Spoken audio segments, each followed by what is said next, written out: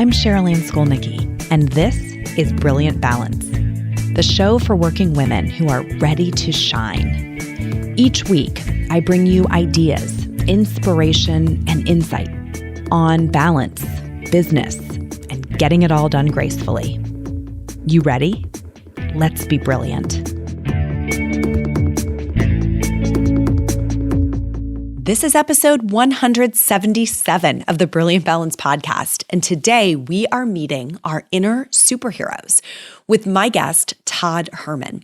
Todd is a coach and a mentor to elite performers and pro athletes on all kinds of things: mindset, performance, strategy, and execution. He is the author of this incredible book called The Alter Ego Effect: The Power of Secret Identities to Transform Your Life. It was an international bestseller. It's all about mastering your identity to really create change quickly. And I'm so excited to share it with you today. Todd actually grew up on a farm in Canada. You'll hear him say in this episode he's in Canada at the time we were recording, but he typically lives in New York City with his wife, and they have 3 young children. And as a coach, he's really known for being brutally honest and sometimes tough on his clients. His work has been featured on PBS, The Today Show, Fox Sports, and in the New York Times. In fact, we recorded this just before the Super Bowl, and Todd had 2 clients competing in the game, although he shared with us that he never shares names. Todd, I think you'll find, moves really seamlessly between fields, whether it's athletes or working moms, it's same to him. And I love his direct communication style and the really carefully researched approaches that he shares. He is a total pro. And I know I had a serious aha about employing different alter egos in different roles that I play in my life. So I'd love to hear what you think about that idea after you listen to the episode. All right, without further ado, let's meet Todd Herman. Well, Todd, welcome to the show. Thank you so much for having me. I'm excited to jam with you and your crew. It's going to be great. Let's start by getting everyone grounded in what life looks like for you these days. It's always great to get a kind of peek behind the curtain. So tell us what today's schedule looked like for you, for your family, for work. Yeah. So today I woke up at 4:45, and then I had a 5:30 call. I've got a standing call with a client on Wednesdays at 5:30. So a private client that owns a large company. And so that was an hour of us working together. And then after that call, it was me writing a bunch of new content for some programming that we're putting together, editing some things for my team that they need from me on the marketing side of things for some like sales pages and things that they're putting together. And then at 10 o'clock, I was on, I just got off so it's 11 o'clock my time right now, but I just got off of a 1-hour mentoring call with this other group of business leaders that we have. And then this call, and then the rest of the afternoon, I've got another interview that I'm doing. And then I'm working on a project for about 4 hours this afternoon. So I've got a new book that I'm working on right now. So you have a deep work chunk coming up this afternoon. Yeah. And I typically don't do deep work chunks later in my day. Typically my deep work chunk is at the beginning of the day, just because I know how my energy maps. So yeah. Hopefully you'll bring it this afternoon when you need it. Oh, I'll bring it. Yeah. I'll flip the switch. And tell us about family. What about this evening? So about 4 o'clock, my 2 girls come home from school. 5:15, then my little boy comes home from preschool, and then we'll have dinner at 5:30, and then it's full on get the kids wound down for bed. I'm typically sucky at that. In that, I like to rile up my kids. Like we mess around. Like you're supposed to be winding them down, but you're winding them up. We wrestle and we do other things. So, and then they'll be in bed by 8:30, and then it'll be my wife and my time. So her birthday is tomorrow too. So fun.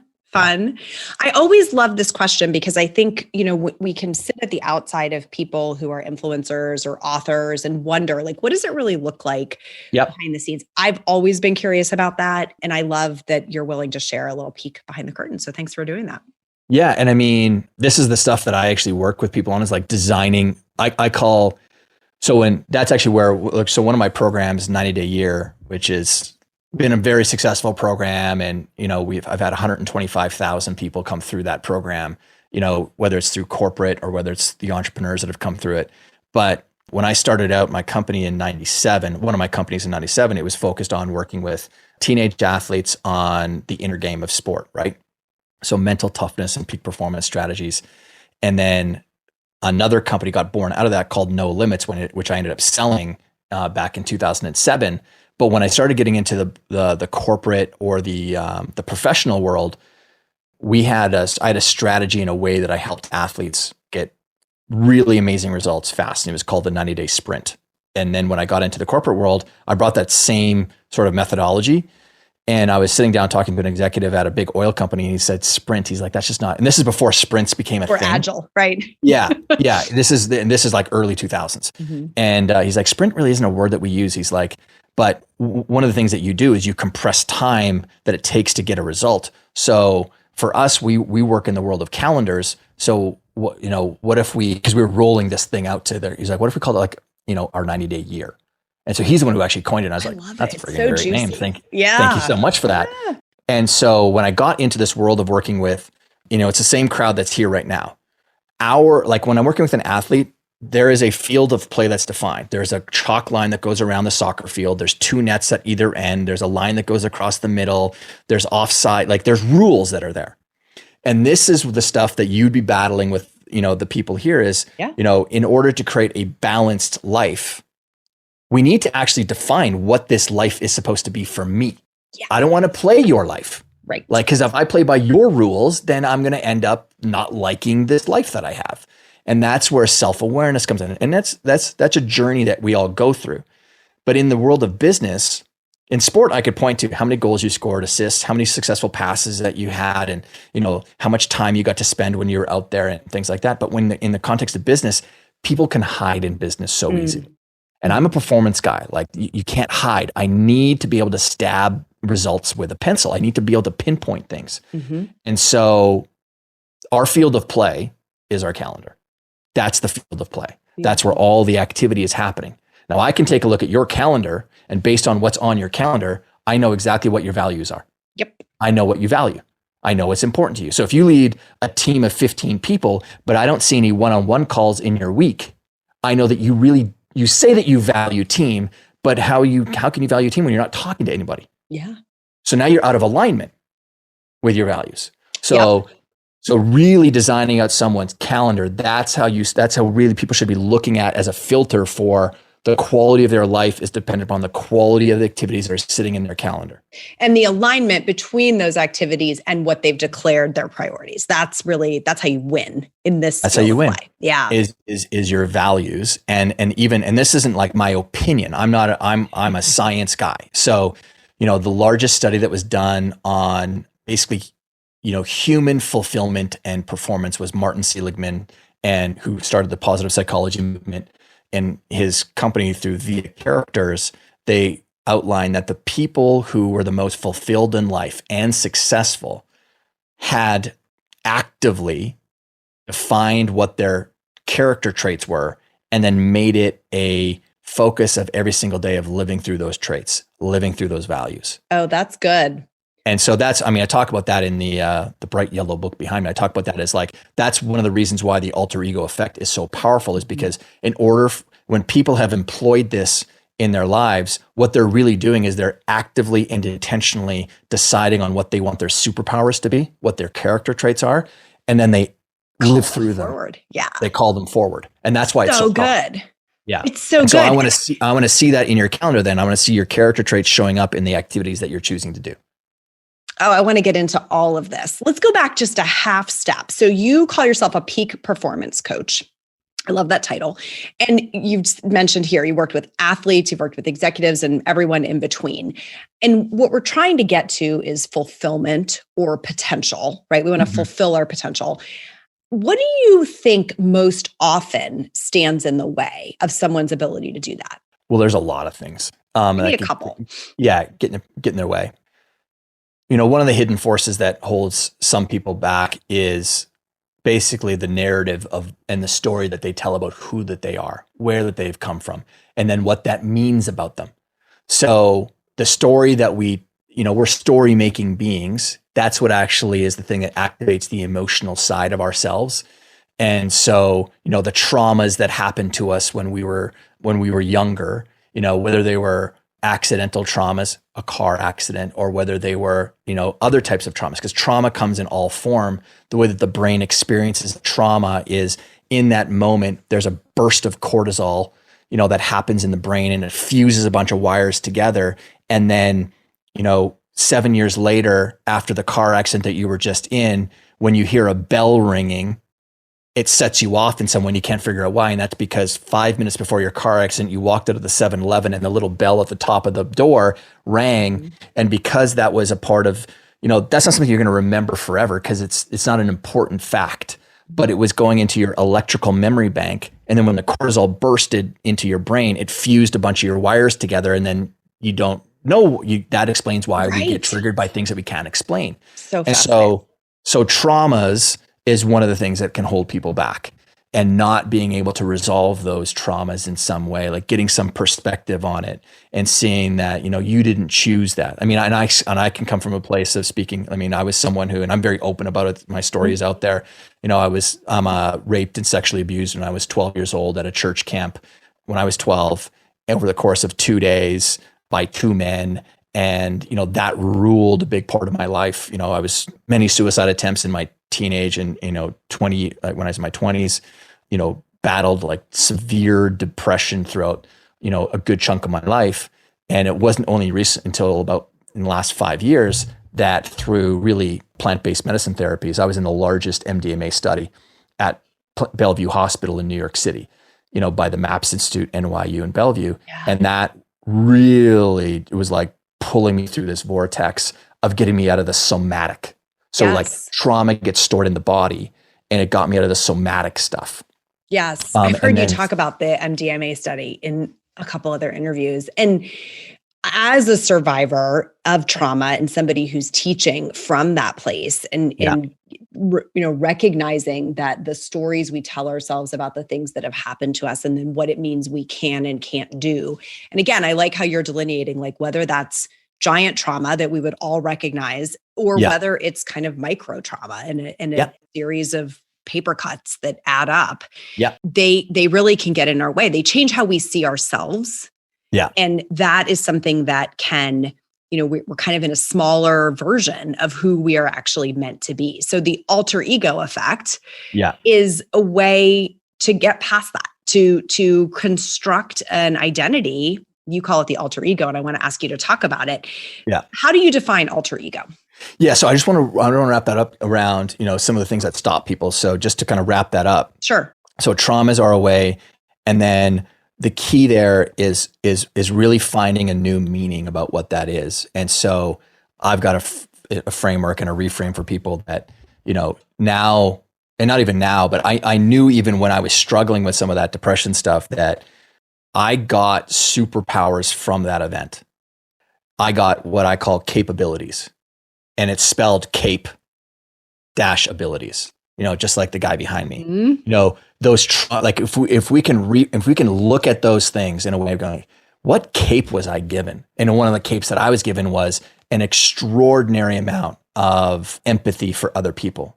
That's why a lot of now I don't attract in wounded people. That's not it. It's that, but when I am working with someone, I don't overpromise. Like I stay in my lane. I'm not here to do therapy with people. I am not a licensed therapist. I don't do psychotherapy. I'm not a psychoanalyst or anything like that. And I think that's one of the challenges I see inside of the personal development space is people don't stay in their lanes. Mm-hmm. And it's something that is actually coming from a nice place because they want to be very helpful for people.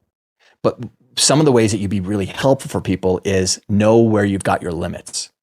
Define, like I know where I'm strong and I know where I don't have, any training around that. But there is a cape that's there. There is a phenomenal cape that's there. It has to be because nature tells us that. You got up, you got down, you got inside, you got outside. Nature is the greatest ruler of how to think about life. Like if you can really think through these paradigms, you can't have bad without good. So in that bad thing that happened, I was probably given something good. And maybe that's just, I'm maybe more emotionally resilient than other people. I didn't end up in the grave, even though I attempted to make that happen a few times. So there are capabilities that are there for people. So that's just one way that we can hold ourselves up, is that the story is the hardest part for people to navigate. Yeah. And then to your question, that's why the alter ego became my kind of centerpiece way that I could work with an executive or athletes, because, and this is kind of a writer downer for people. I've done enough keynote speeches on this that I know I can tell when people write things down, is when I share a slide that I say to people, we always act through whatever we associate ourselves with. Our identity shapes our reality. So we always act through whatever we associate ourselves with. And how most of us associate with ourselves is through stories of past things that happened to us or that we did as well. And then the meaning that we give it. And most of us, because it's our own story, we attach big meaning to these things, as opposed to, what if it's just that someone said something mean to you today? And that was their thing. It's not your story. Yeah. That's where I've got like this iron wall built up of like, you can tell me lots of things about what you think that I am, but I know how intentional I am in the way that I show up in the world of, I'm going to lead with kindness. And kindness isn't niceness. Very big distinction. And I think that's probably a lot of the battle of, the ladies that are here, is the difference between nice and kind. I'm writing, that's my writer downer. Kindness isn't niceness. That's a good one. No, it's not. Because nice is being a doormat for other people. Oh, well, I'm just like, but there's a way, but the great thing is you can actually switch from niceness to kindness, because kindness can be, if I'm being kind to someone, that kindness might be saying or challenging a friend with like, that's not right. Mm-hmm. That's actually being kind, because you're treating them as you see them they could be. Mm-hmm. That's actually being kind. And that's the best kind of coaching. That's the best kind of parenting, is like, I don't want to be nice. Don't care about nice. I want to be kind.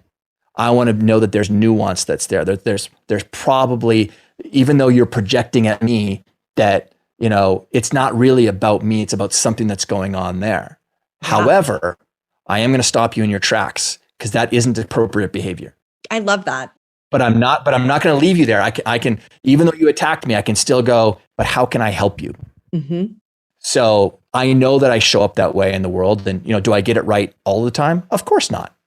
But I can get it right way more than probably what other people would. Yeah. So the alter ego, then going back to that association, our great superpower that we have is our creative imagination. There's a force within that's called resistance. And you could call it, it's made up of like fear. It's called, traumas and stories. It's just this big black ball of a bunch of things. But the great thing is the creative imagination is a bigger weapon to beat that. And so that's what the alter ego does, is it taps into our creative imagination. And the beautiful thing about this idea is that every single person here has already used it, because we used it when we were kids. When we were pretending that we were playing nurse or teacher or our favorite superhero or our favorite character in the shows that we watched, or a favorite athlete when we were out on the front driveway. And it's us disassociating from what we think that we could do and going, yeah, but when I'm Randy Chastain, or when I'm, Layla Ali, or when I'm like, you just automatically you can actually see the physical transformation happen. Like, yes. People they grow. You can just see them grow when they're like, because it's like you've just unshackled yourself from the shell that you think that you are, and you've just stepped into this bigger idea, which isn't about you being fake. It's about you honoring the fact that you've got a whole unlimited set of traits that are within you that you're gifted with. We just don't use them every single day. That's what I connected when you said this a few minutes ago. It was, what we're really doing is amplifying character traits that we already have, that we we need them like juiced. And so we're finding this alter ego that has those character traits amplified front and center. So that's the authenticity thread that I imagine you get that question all the time. Like, is this fake? No, it's an amplification of something that's already within us. I love that. Hey there, have you heard the news? I am going on tour in 2021, virtually, of course. I am so fired up to talk to a ton of you in 2021, and I would love to add your event to our tour schedule. The topic is something near and dear to my heart. It's work-life balance redefined. So if you're hosting an event, a meeting, a conference, a symposium where this topic would be a hit, let's talk. Dates are available on a first-come, first-served basis, and they are going fast. So head over to brilliant-balance.com/tour and get the wheels in motion. I'll see you on the virtual road. It's an amplification of authentic traits that are already there that you just don't bring out every day. And again, that's the danger is, like let's say for me, every day when I show up in my business, there is a specific Todd who's there. Okay. And he has been built to help me win in my field of play. So, I've got, I'm a CEO of a company. I've got training programs. Like there's more than just Todd coaching people. I don't get to do as much of that anymore as I used to back in the day, but that's because the businesses have developed. I've got a software company and stuff. But when I'm coaching people who are trying to achieve big things, and I've got 2 clients that are competing in the Super Bowl this weekend, right? A lot of these people have huge personalities. And a lot of them are surrounded by people who are yes people. That's not what people come to me for. So what I need to do is I need to break through the hard exterior of some people's personas, because the only way that I can create peak performance opportunities for people is to really understand how they think in their head. And so I need to create a safety net there. That's why I never share who I work with. I'm the only guy who doesn't do that. Right. And I'm known for that. People know that I can recommend the guy sitting next to me in the locker room to Todd, because Todd will never let that person down. Because literally just the way that sports works is there's nothing but people who want something from them. Okay. And I don't want your name. What I want to do is help you succeed in your chosen career path. So I'm a challenger then in the way that I show up. But is that really who I am? No, that's the guy who has been set on that field to win. But when I'm done this, my glasses come off, because I use my glasses as my switching agent to help me really show up as Coach Todd. But when I walk out the door and I'm with my kids, my model in my mind for how I want to be around them is different. That's Mr. Rogers is my inspiration there. So he's my mental model for how I want to be for them. And that guy is patient, kind, fun-loving, and gets on and creative. And the key there is patience. Yes.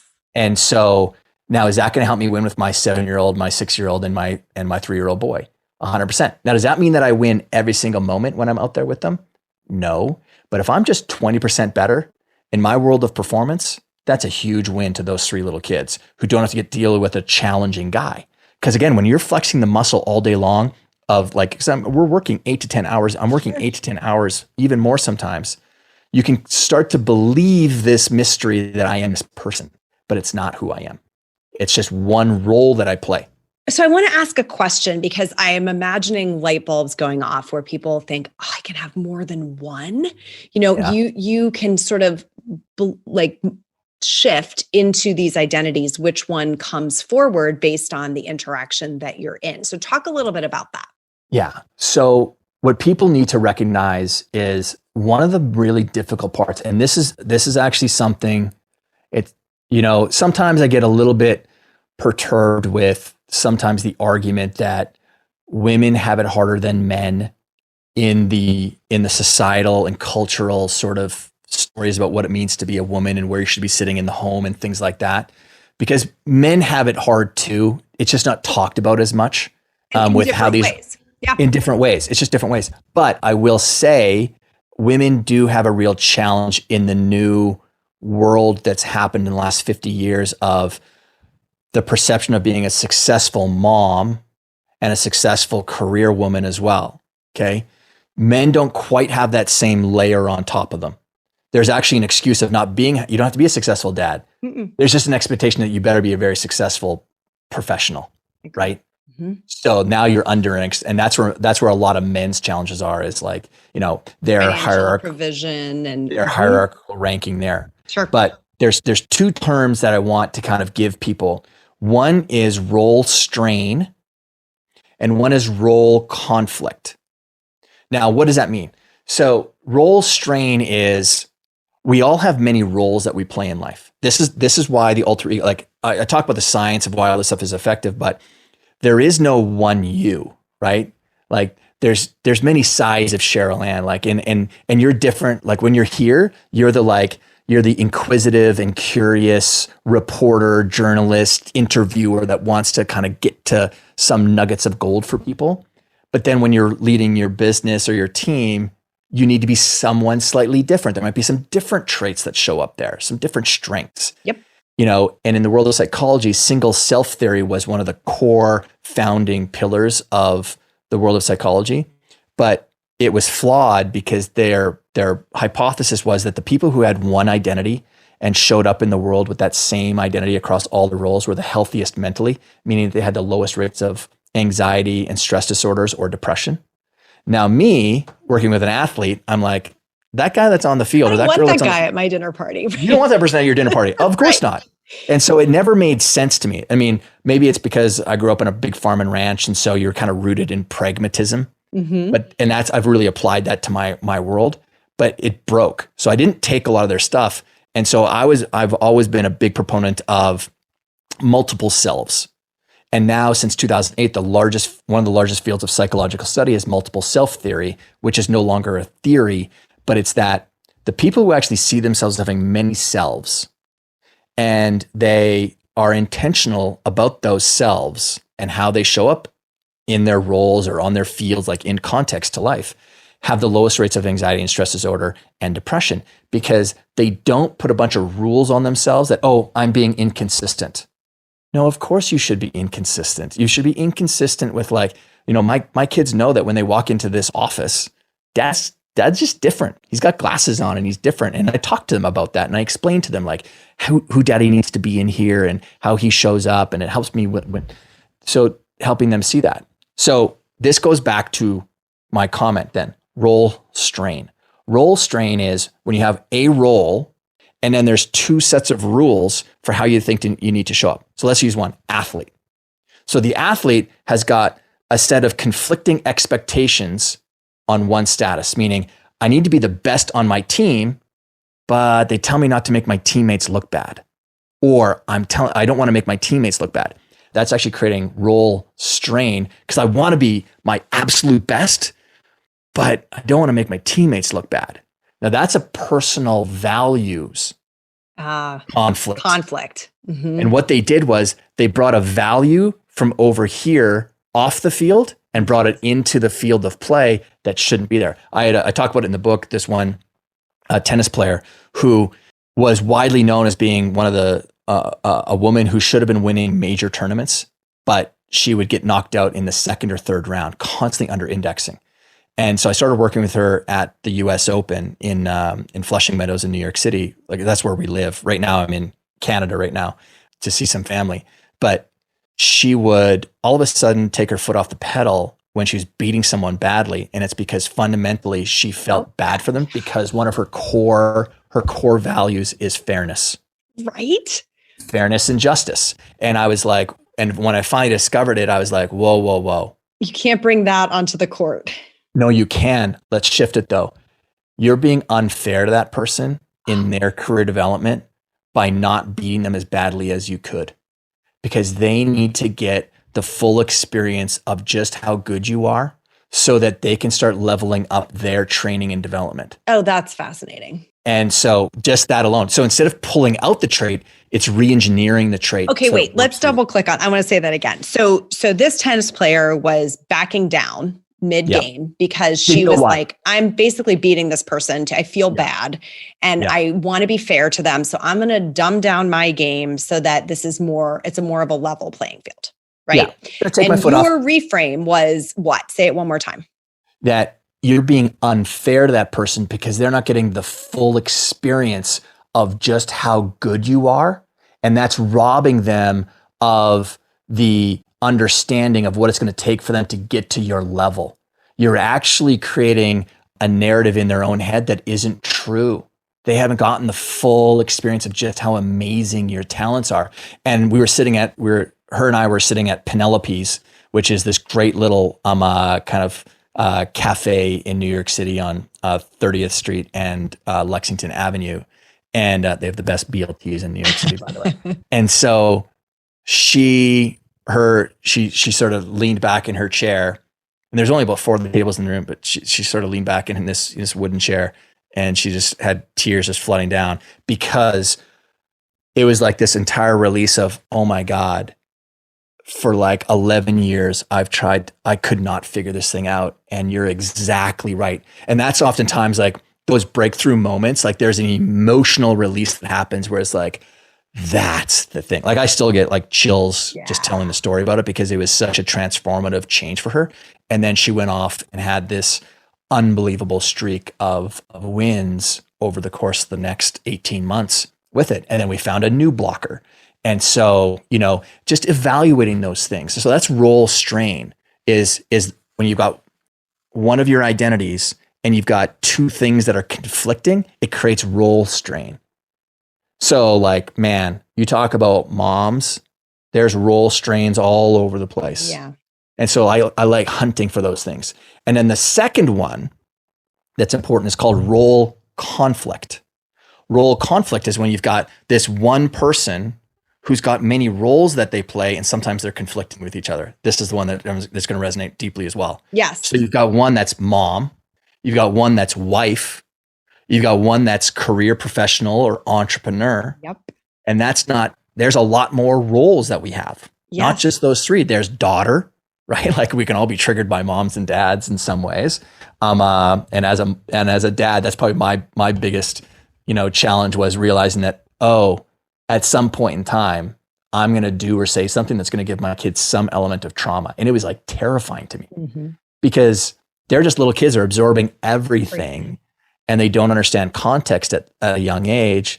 And so that was my big challenge that I had to break through for myself was that realization. But to give you an example, so you might have someone who's a team member of a sport. So they have to attend practice. And then the student, they need to complete homework. Then they got the granddaughter, she needs to visit grandma. So there's all these things that I'm supposed to do to be a great granddaughter, a great student, and a great team member. And that creates role conflict. Which one should I do? So pause, because everybody listening, I want you to just find the 3, just top 3 examples in your own life where you're like, these roles are directly in conflict with one another, either with where my time, quote, should go, or how I should behave or how I should act. That notion of conflict is an everyday event in our community, Todd. So I want to make sure people are internalizing that to their own life, because this is going to be super relevant. Yeah.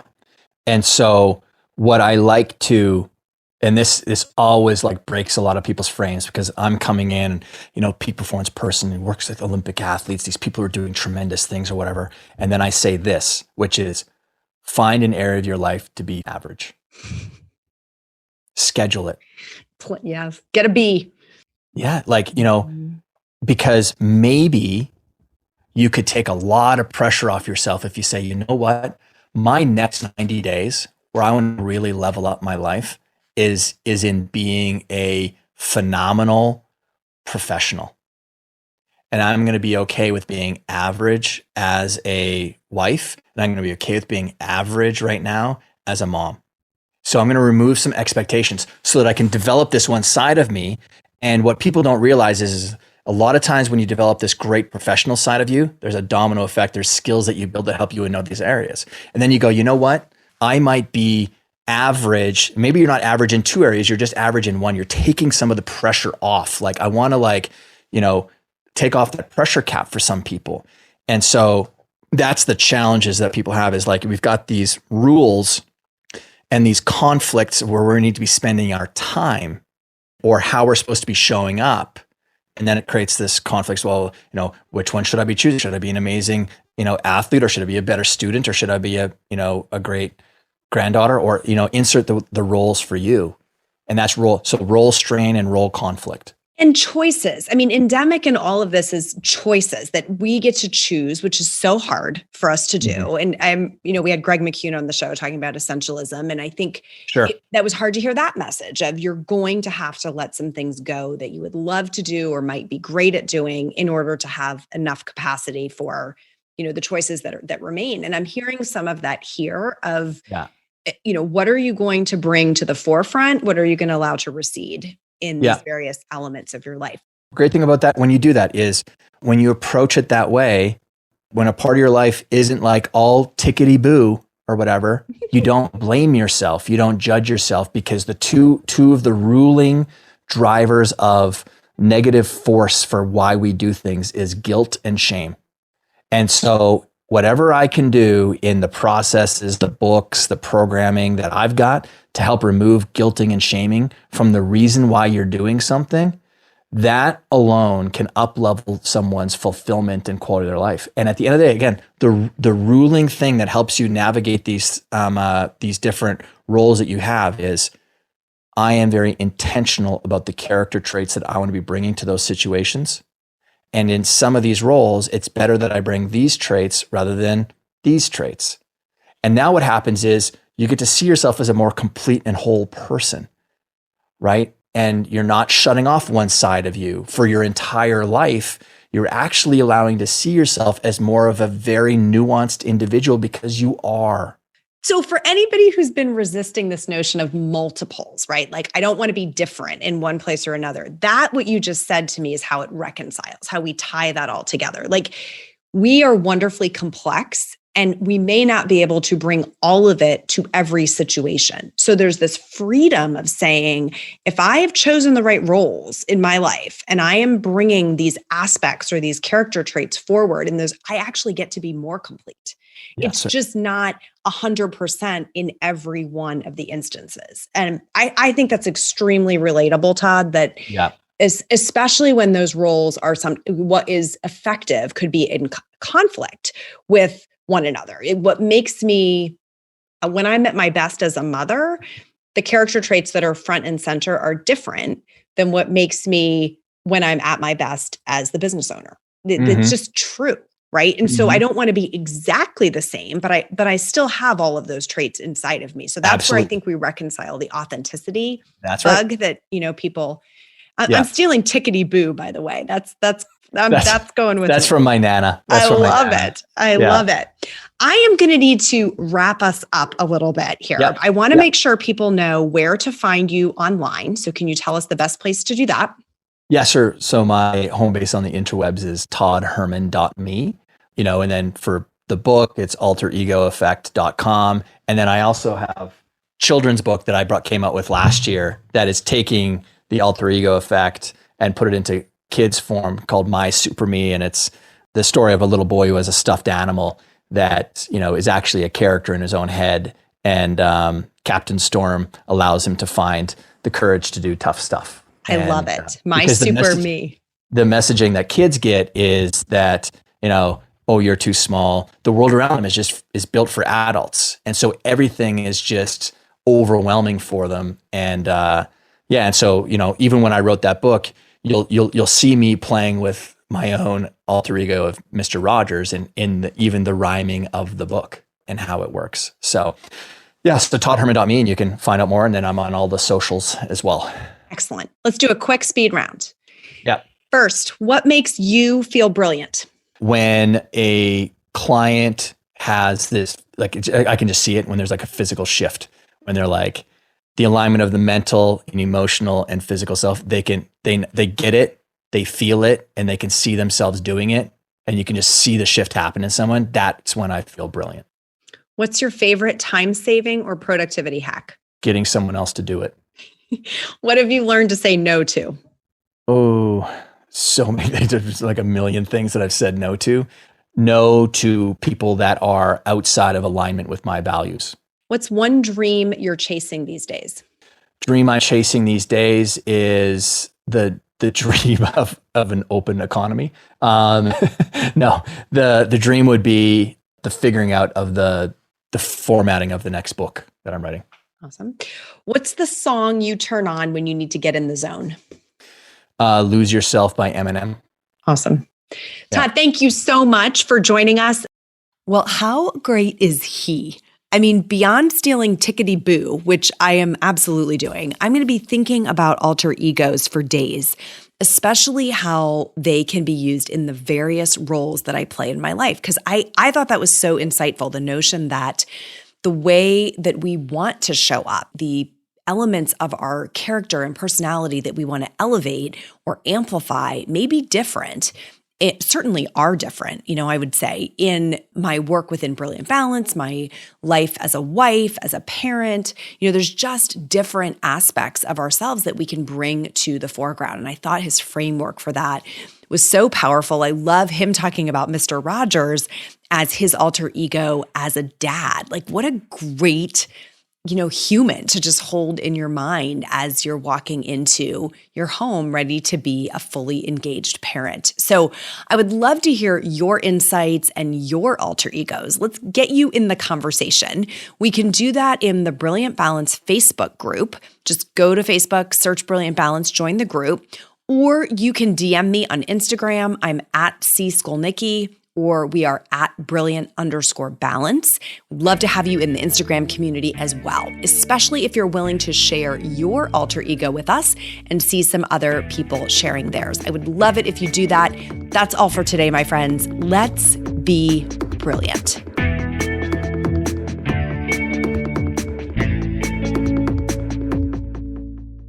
This is thepodcastfactory.com.